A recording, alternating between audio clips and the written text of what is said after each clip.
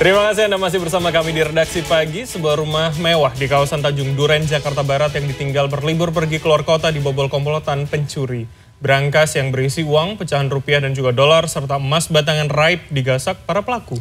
Sementara itu ada seorang pria di Mamuju, Sulawesi Barat yang terekam kamera pengawas saat melakukan aksi pencurian kotak amal pada salah satu masjid di daerah tersebut. Petugas kepolisian yang menerima laporan adanya kasus pembobolan rumah mewah di kawasan Tanjung Duren, Jakarta Barat langsung bergegas menuju lokasi kejadian pada Selasa sore. Petugas dari unit Jatanras dan tim identifikasi Polres Jakarta Barat langsung melakukan olah tempat kejadian perkara. Dari hasil olah TKP, petugas mendapati sejumlah pijakan bekas sepatu milik pelaku yang masih membekas di tembok teras rumah. Petugas juga mendapati sejumlah pintu kamar yang dibongkar serta menemukan brankas yang digondol pelaku. Kanit Kriminal Umum Polres Jakarta Barat AKP Afrilendi Akmam mengatakan sebuah brankas berisi uang pecahan rupiah dan dolar serta emas batangan raib digasak maling. Namun, polisi masih belum mengetahui ciri-ciri pelaku karena tempat rekaman CCTV juga ikut dibawa pelaku.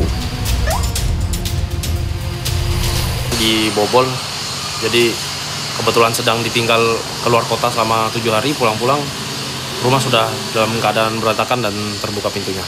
Kas yang diangkut yang isinya kurang lebih ada uang tunai, baik itu dalam mata pecahan rupiah maupun mata uang asing, kemudian ada perhiasan emas serta logam mulia berbentuk emas batangan. Aksi pencurian uang kotak amal di Masjid Mujtahida Mamuju, Sulawesi Barat terekam kamera pengawas. Agar aksinya tak terlalu kelihatan, pelaku memindahkan kotak amal ke tempat yang lebih gelap. Usai menjebol kotak dan mengambil uang, pelaku bergegas pergi. Saat dikonfirmasi Selasa siang, salah satu pengurus masjid Yusril mengatakan aksi pencurian ini terjadi Sabtu malam. Pelaku memasuki areal masjid melalui pintu depan. Ya, lewat depan ini pagar. Depan, ya, depan. Kemudian masuk. Itu terekam CCTV Kak ya? Terekam. CCTV itu berapa orang Kak? Sendiri. Pengurus masjid telah melaporkan peristiwa ini ke pihak yang berwajib dan berharap agar pelaku segera dapat ditangkap. Tim Liputan CNN Indonesia. Video perkelahian antara 4 orang bersenjata tajam menyerang 1 orang yang juga membawa senjata tajam terjadi di Samarinda dan viral di media sosial. Sementara itu tersangka kasus penipuan dan investasi bodong Quatex, Doni Salmanan, tiba di kantor Kejaksaan Tinggi Jawa Barat pada Selasa siang. Dan selengkapnya kami rangkum dalam Kriminal 24 Jam.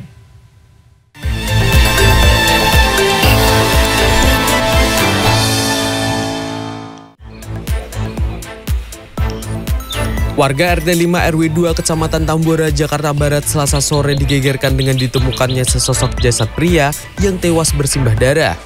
Petugas dari Polres Metro Jakarta Barat yang tiba di lokasi langsung menggelar olah TKP dan mengidentifikasi jasad korban. Aparat kepolisian belum memberikan keterangan resmi terkait kasus pembunuhan ini. Untuk kepentingan penyelidikan, jasad korban dibawa petugas ke Rumah Sakit RSCM untuk diotopsi.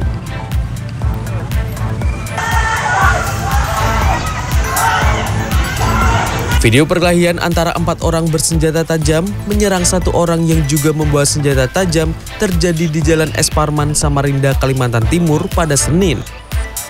Perkelahian diduga dipicu dendam lama yang mengakibatkan 1 orang tewas. Pada Selasa, pihak kepolisian masih melakukan pemeriksaan kepada 5 orang saksi, termasuk korban yang sedang dirawat intensif karena luka di dada. Petugas juga telah menyita barang bukti 4 unit senjata tajam dan 1 unit sepeda motor. Dengan dikawal sejumlah petugas dari penyidik Mabes Polri, Doni Muhammad Taufik alias Doni Salmanan tiba di kantor Kejaksaan Tinggi Jawa Barat Selasa siang.